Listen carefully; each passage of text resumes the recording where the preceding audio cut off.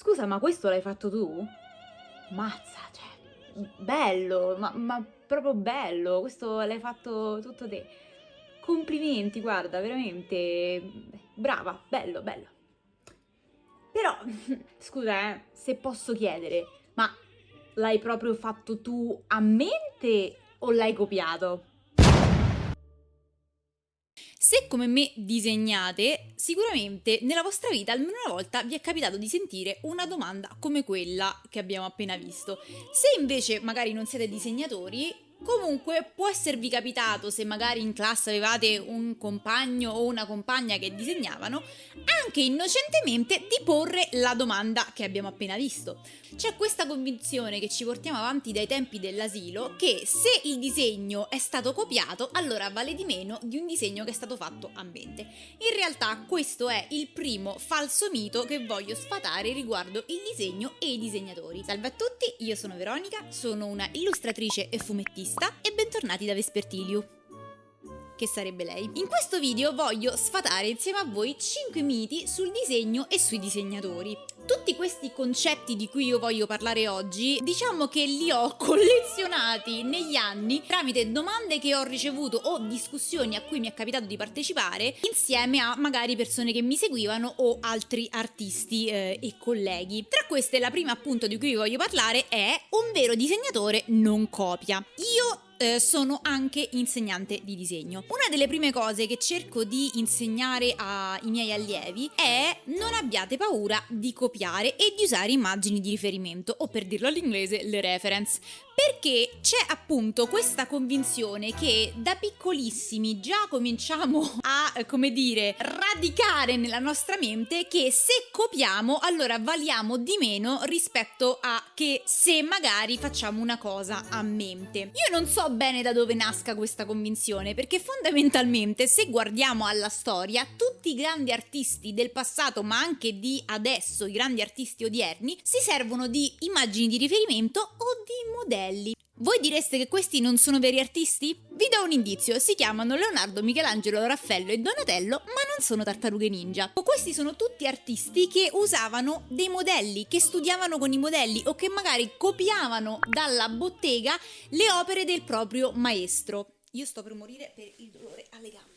Copiare è uno strumento molto valido sia per quanto riguarda lo studio che per quanto riguarda anche l'ambito proprio professionale e anche la nostra espressione creativa. Copiando da un modello ci è ovviamente più facile imparare qualcosa di nuovo, perché come detto nel video precedente il disegno è un esercizio di memoria visiva e muscolare, per cui per esercitare questa memoria visiva e muscolare dobbiamo per forza copiare, perché noi disegniamo quello che vediamo o almeno lo studiamo. Anche i surrealisti dovevano appoggiarsi a qualche cosa. Che cosa dobbiamo chiarire? Quando si dice che è sbagliato copiare, c'è un po' di confusione, perché quello che è sbagliato è copiare e prendersi il merito per qualcosa che non è frutto della magari tua creatività. Se io copio personaggio X di un'altra persona e lo spaccio per un mio personaggio, quello è un copiare sbagliato, perché in quel momento tu stai plagiando il lavoro di qualcun altro. Non a caso, in qualsiasi accademia o in qualsiasi contesto riguardante l'educazione artistica,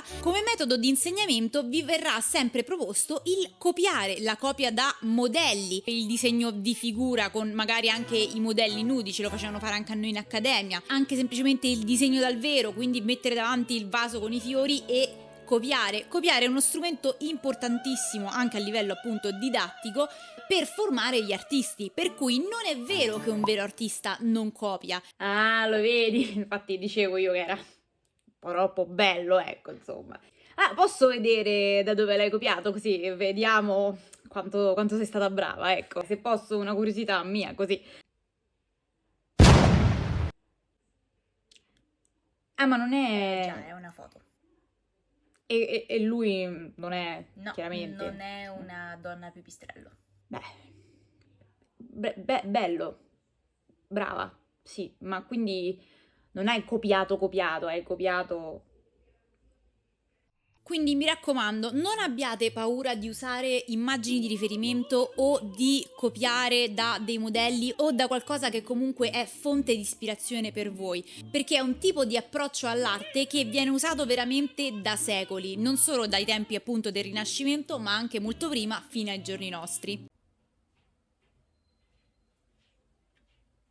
Ah, e lo vedi che io lo sapevo, stavolta t'ho beccato, perché te che atteggi tanto adesso, disegno, sono artista, illustratrice, fumettista, un cavolo, lo vedi allora che tu ricalchi? Un vero artista non ricalca? Non esattamente. Come detto per la questione del copiare, bisogna fare distinzione tra il ricalcare e il plagiare, perché sono due cose diverse. Se io vado a ricalcare il disegno di un altro artista e poi dico sì, questo è mio, o anche se io ricalco il disegno di un altro artista e gli cambio semplicemente i colori o magari cambio un pochino come sono i ciuffi dei capelli, ragazzi, no, non si fa. Non si va a ricalcare il lavoro fatto da altri, si può ricalcare, sì, ricalcare è uno strumento per noi artisti, ma andare a derubare una persona del proprio lavoro, quello sarà sempre sbagliato, sia nella copia che nel ricalcare. Detto ciò, gli artisti possono assolutamente ricalcare. Nell'esempio che ho utilizzato anche nel mio video così audacemente interpretato, io avevo fatto questo esperimento ricalcando per un video di TikTok, in cui il punto proprio del video era far vedere che partivo da una mia foto per poi arrivare al disegno finale. In quel caso ho provato a ricalcare, ma come avete visto, essendo che Vespertilio non ha le stesse proporzioni di un essere umano, ho comunque dovuto rielaborare quello che avevo inizialmente ricalcato.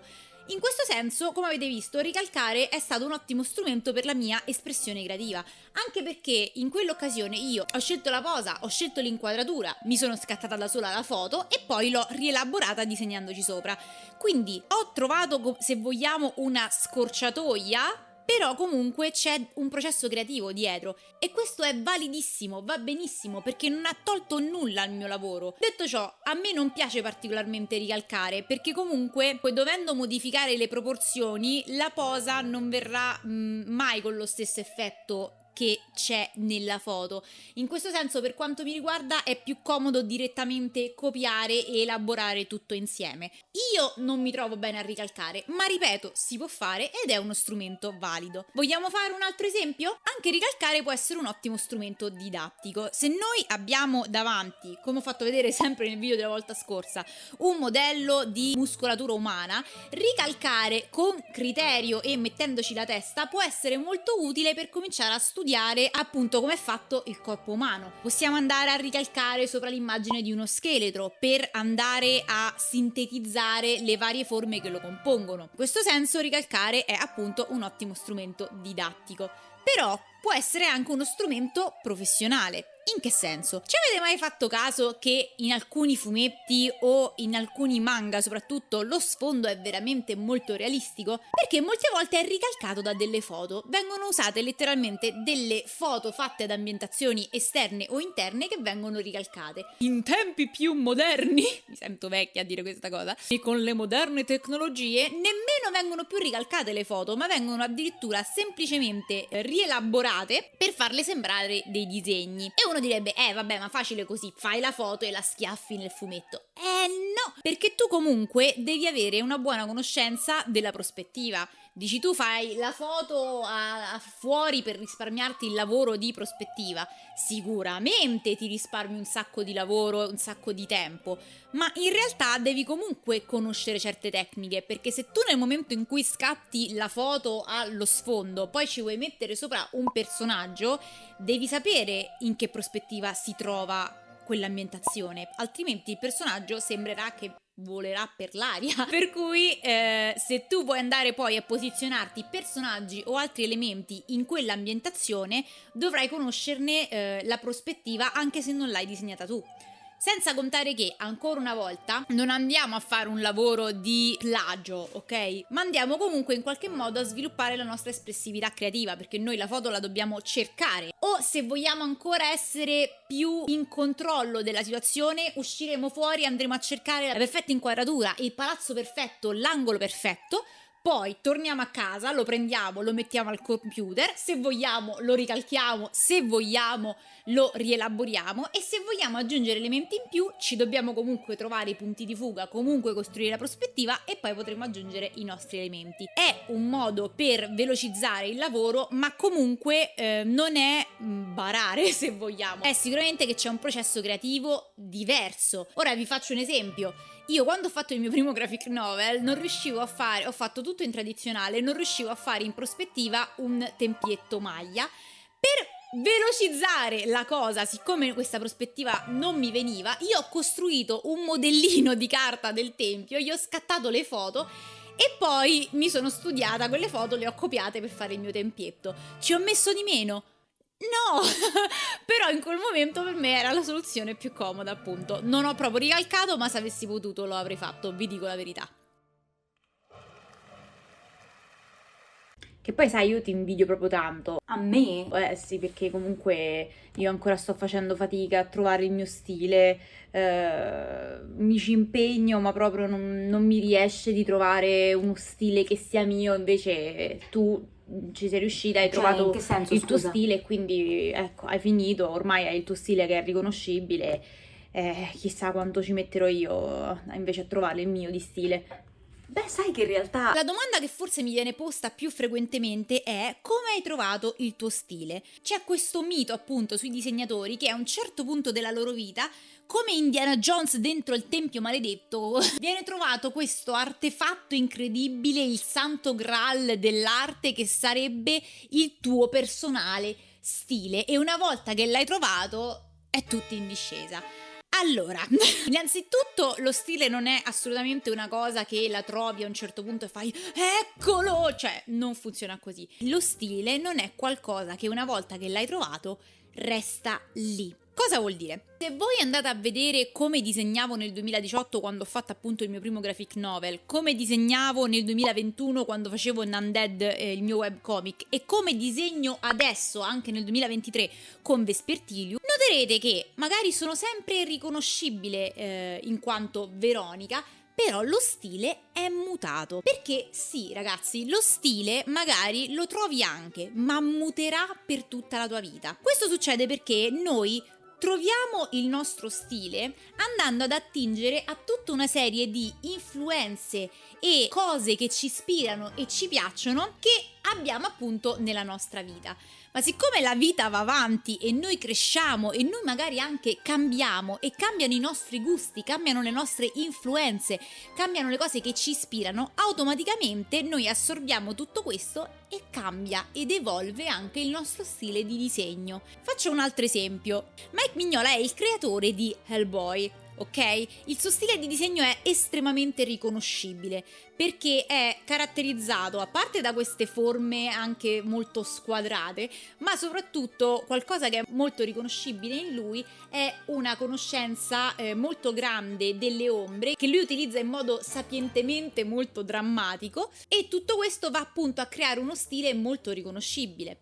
Ora, questo è un Hellboy degli inizi e questo è un Hellboy molto più recente. Lo stile è quello. Si vede che è Mike Mignola, ma sono anche diversi perché appunto lo stile si è evoluto in tutti questi anni. L'artista è ancora riconoscibile, ma lo stile non resta lo stesso. Quindi va sfatato anche questo terzo mito per cui i disegnatori a un certo punto trovano il loro stile e quello rimane, e quello è l'obiettivo.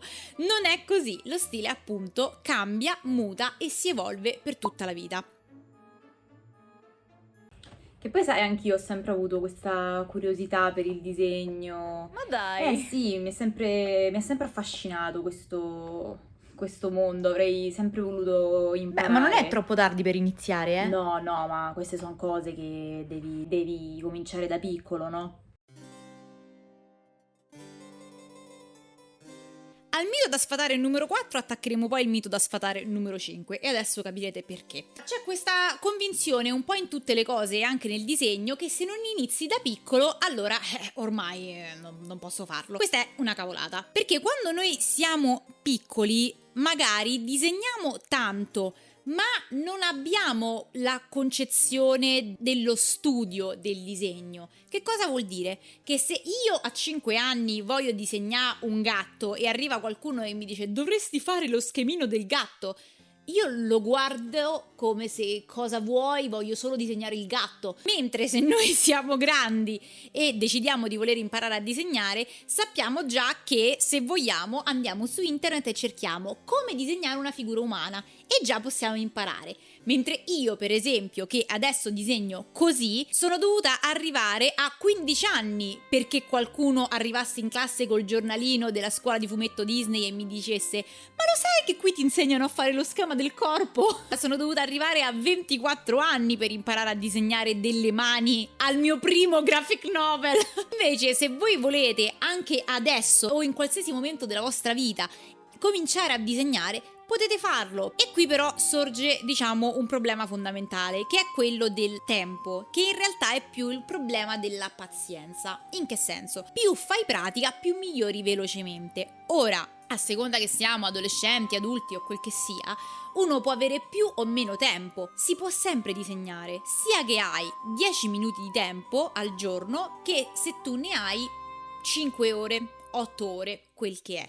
Ovviamente più tempo hai a disposizione, più fai pratica, più migliori velocemente. Ma il fatto di non migliorare velocemente non deve essere un deterrente. Non toglietevi la possibilità di scoprire qualcosa di bello e che vi appassioni e che vi piace, che vi aiuti a sfogare questa voglia di disegnare, perché non avete la pazienza di attraversare quella fase in cui non siete abbastanza bravi ai vostri occhi, ok? Perché questo è il punto fondamentale, che non siete abbastanza bravi ai vostri occhi.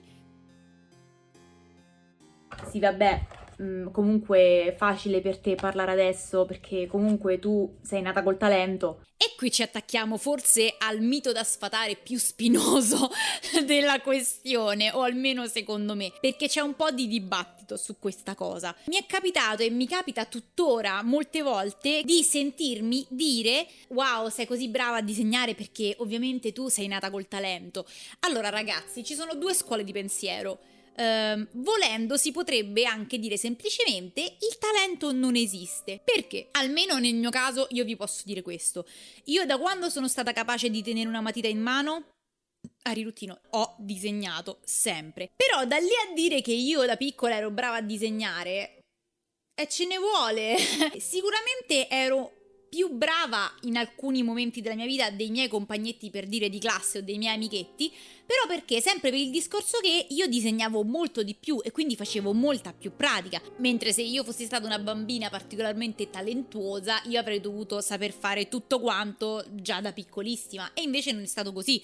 Ci ho messo appunto 15 anni ad arrivare a cominciare a vedere un primo schemino del corpo e a cominciare a fare le mie figure più armoniose e più proporzionate, e allo stesso modo poi sono dovuta arrivare a 24 anni che mi sono trovata a dover disegnare il mio primo graphic novel e ho detto forse devo migliorare il mio modo di disegnare le mani. Quindi nel mio caso io non posso parlare di talento. Se voi venite da me e mi dite no ma perché tu sai disegnare perché hai talento, no, perché io ho fatto tanta pratica, perché ho disegnato per tutta la mia vita letteralmente da che ho memoria. Non mi sento di dire completamente che il talento non esiste, perché c'è un esempio in particolare che io tengo a mente nella storia dell'arte, che è Gustave Doré. Gustave Doré, che a molti magari è familiare perché ha fatto una delle rappresentazioni visive più famose in assoluto della Divina Commedia dell'Inferno di Dante Alighieri. Se andiamo ad analizzare la sua biografia, c'è una testimonianza, se non ricordo male, della mamma che trovò un suo sketchbook, letteralmente un suo quaderno